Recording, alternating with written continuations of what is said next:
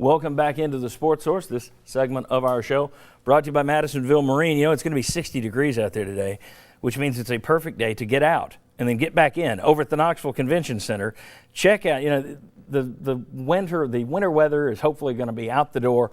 60 degrees, 70 degrees, 80 degrees, 90-degree days are on their way. You're going to want to be out on the lake.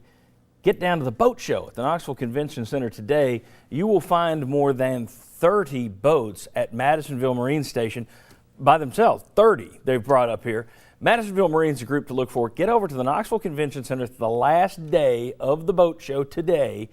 Get over there, tell them we said hello. Steve, Joe, all those guys will take care of you. They took care of Bob Hodges, a member of our team, of course. He's very happy with the G3 boat he got there. They have tremendous rebates for G3 Skeeter, everything.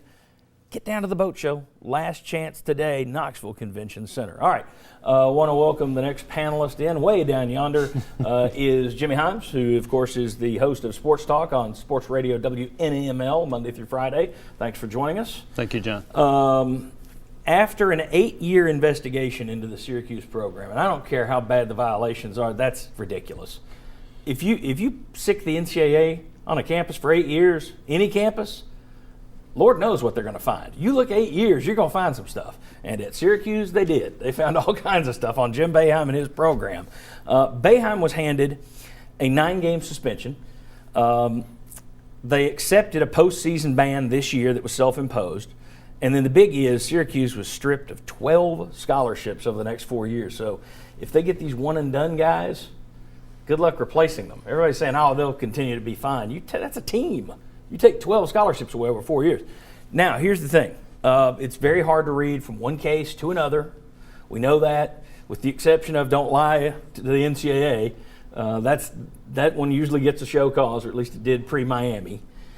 But in terms of everything else, it's kind of here or there. Mark, you sent me a text when this came out and said, this may have some bearing on the Donnie Tyndall thing. Your thoughts on this? What connections do you draw, if any? Well, the biggest connection is you just don't know because of the NCAA.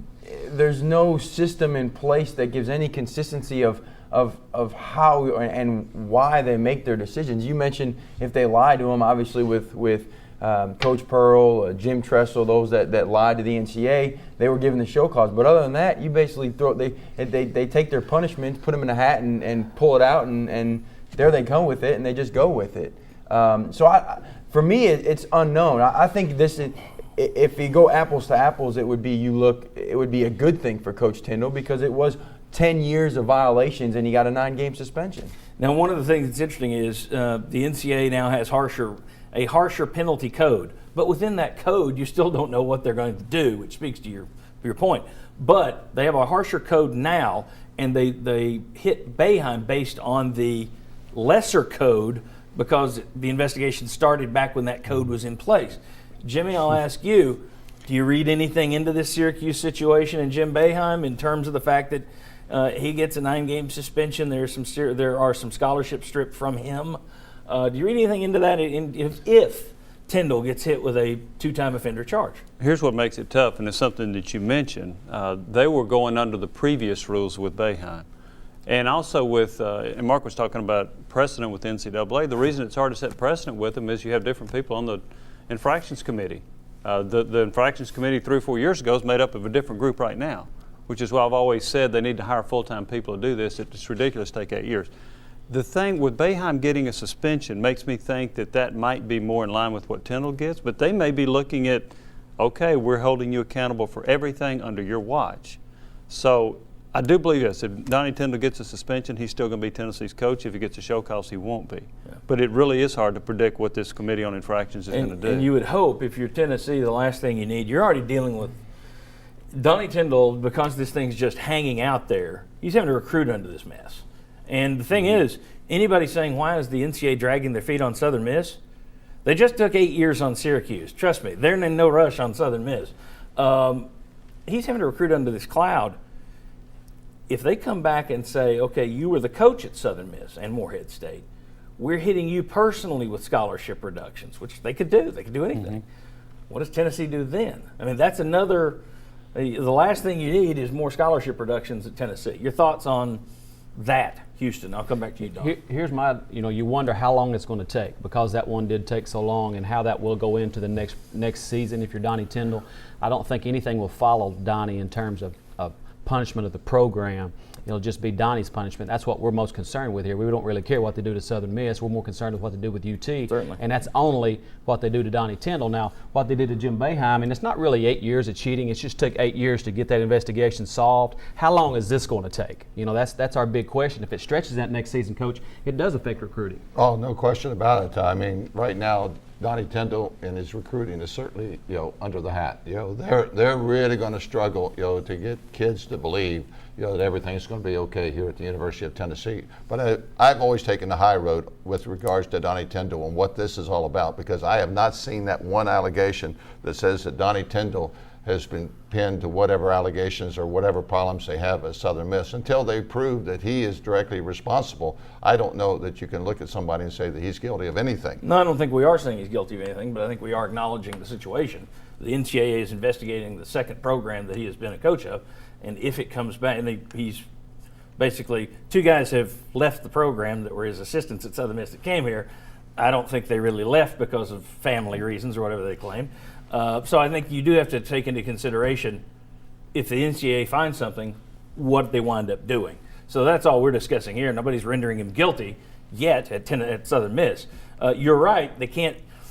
I probably misspoke. What I'm saying is, when I said they could have taken scholarships, if they choose to hit Donnie Tyndall, they can tell him fewer visits. You can't go on the road. You can't make as many phone calls, as many connections to players. That's one of the things they could do to him. And again, that gets back to Tennessee recruiting, which does that change? I agree with you, and we've been saying this for a while. Tennessee wants to keep this guy. They don't want to go out there and try and find another coach.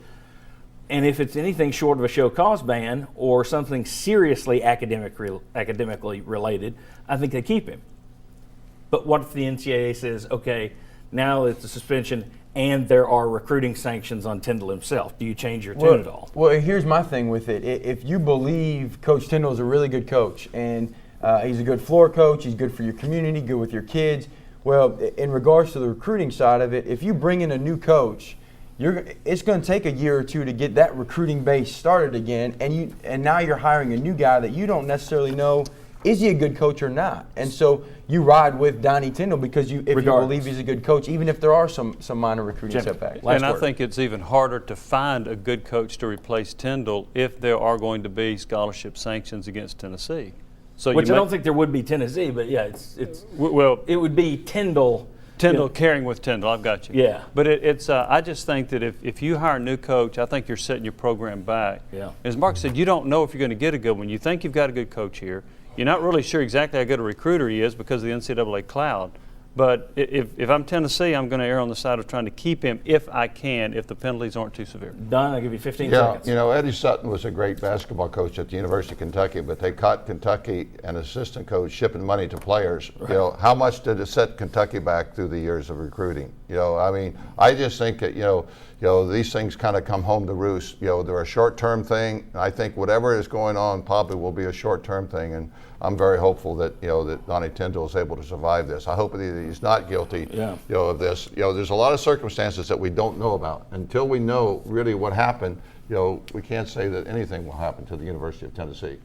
Yeah, anything that would happen to Tennessee would basically be happening to Tyndall. Mm-hmm. And as a result of that, it would impact Tennessee. The NCAA is not investigating Tennessee. Tyndall's done nothing at Tennessee. So to make that clear, the NCAA isn't going to hit Tennessee. They could hit Tyndall, which in turn hits Tennessee by default. All right, when we come back, we're going to take a veer to the left and we're going to talk football. Spring practice is around the corner. We start our previews this week by talking about special teams unit. Come on back on the Sports Source.